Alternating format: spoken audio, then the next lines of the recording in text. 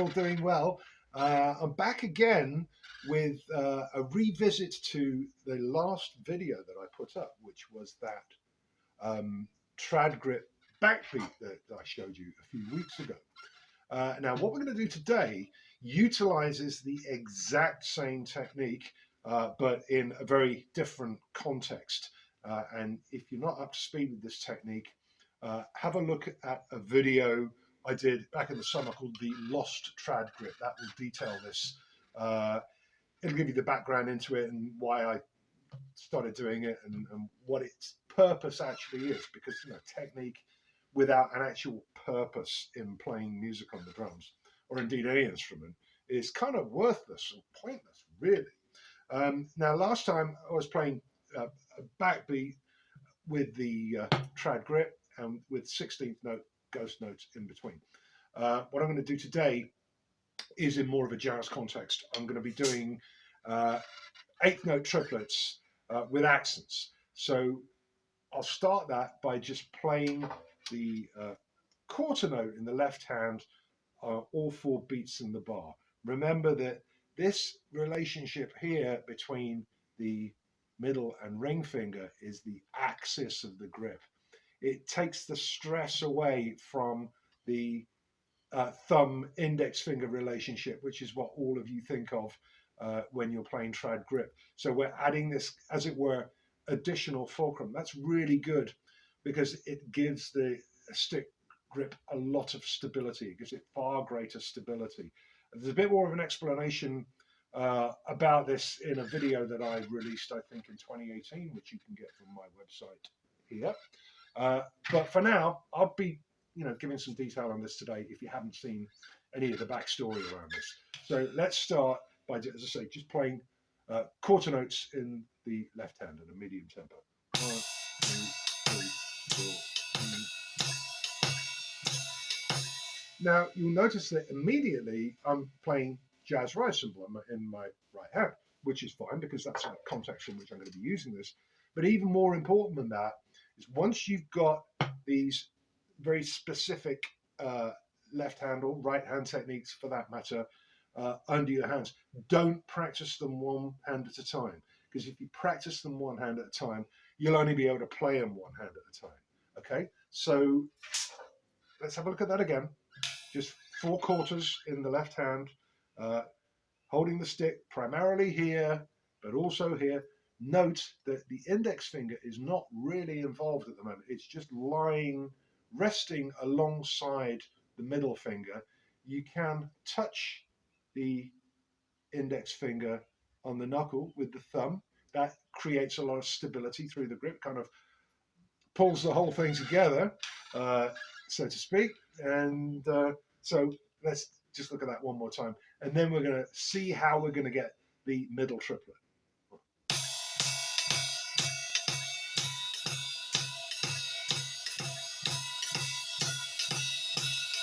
Notice how I'm not locking down the stick. I'm allowing it to come back up to the start point.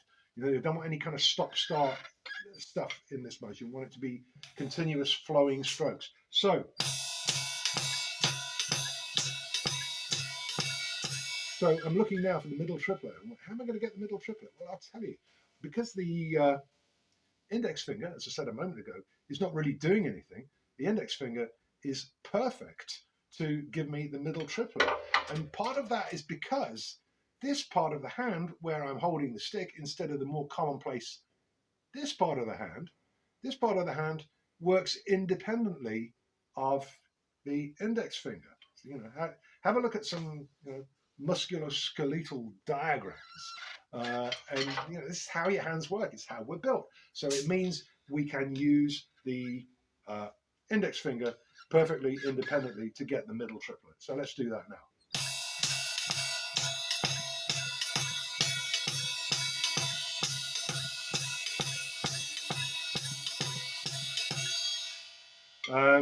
It's so easy. There's no effort in this at all. As I say, it's because you're using different parts of your hands, different zones of bones. Let's talk about zones of bones. Well, we'll be talking about one particular bone in a moment or two.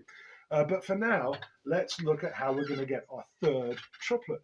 And there's several ways you can do this. There are two ways that I tend to utilize, and I favor one of them more than the other, and I'll explain why that is now.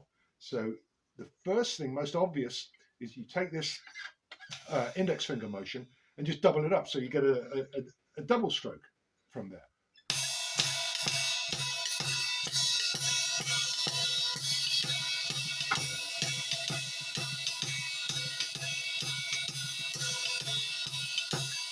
Now that's fine. The problem with that is it's a little bit rebound dependent. So you've really got to know your snare drum or whatever sound source you're using is going to respond the way you want. Otherwise, um, you might not get the response back from the instrument that will enable you to facilitate that little double stroke with the index finger. So a way round that, and this is the way that I prefer, is if you just drop the ring finger from under the stick, that will give you the upbeat triplet. So we're going wrist, index finger, ring finger. I'll do that really slowly. Have a close look.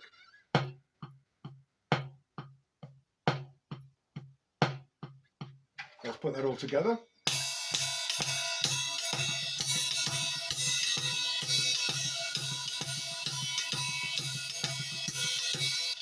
Now let's put the accent on the upbeat triplet.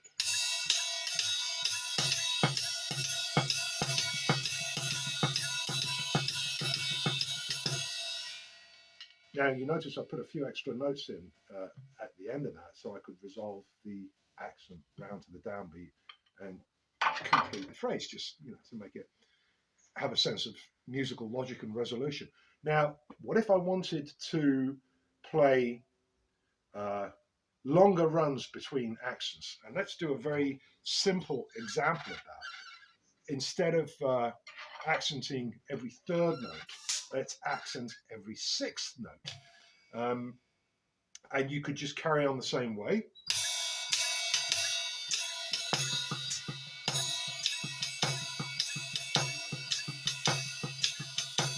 So I'm going accent, index finger, ring finger, index finger, ring finger, index finger, ring finger.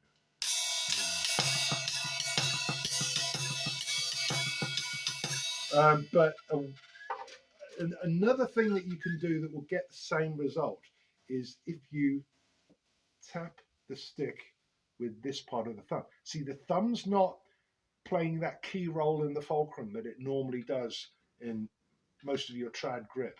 So it's freed up. It can serve another purpose. So what I prefer to do, this is a more recent addition to this trad grip method that I've been working on for, it's actually 30 years next year. It was February 1996. I came home from a gig with a desk tape of a really fantastic concert, and I was really pleased with a lot of what was on there. And so I heard my left hand in a solo, and it was just shit. Sorry, it was, and that was what There's no better motivation than dissatisfaction with your playing, as long as you look at it in a positive frame. So what we're going to do this time instead is we're going to play accent as before with the middle and ring finger. Always follow the accent with index finger stroke, and then I'm going to make a thumb stroke, as I say, tapping the stick with this, not the tip of the thumb, but this bone here, the proximal phalanx is its name. Accent every six notes. 1, 2, 3, 4.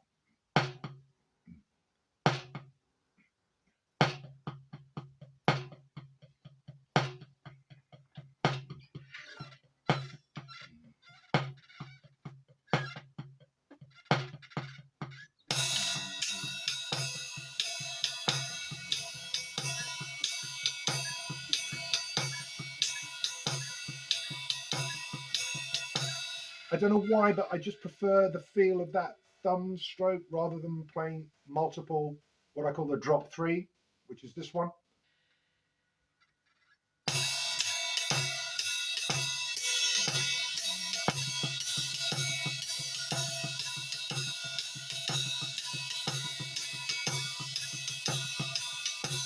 And obviously you can put the accent on 2 and 4. 1, 2, 3,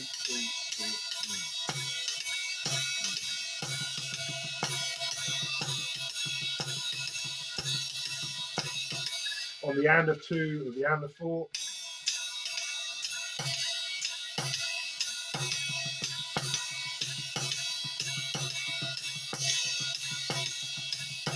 Or indeed any way you like. And you can do this with differing uh, amounts of notes. That's a very simple 6-note phrase that I'm playing in the left hand.